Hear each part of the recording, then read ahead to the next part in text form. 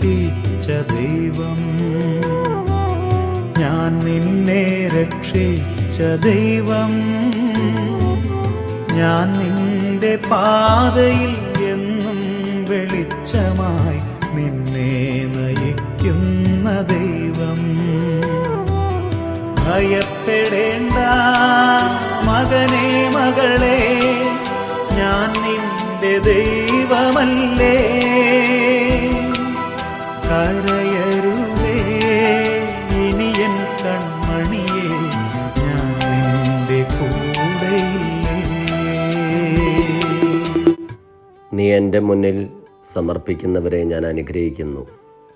ഭയപ്പെടേണ്ട, ഞാൻ നിനക്ക് വഴിയൊരുക്കും.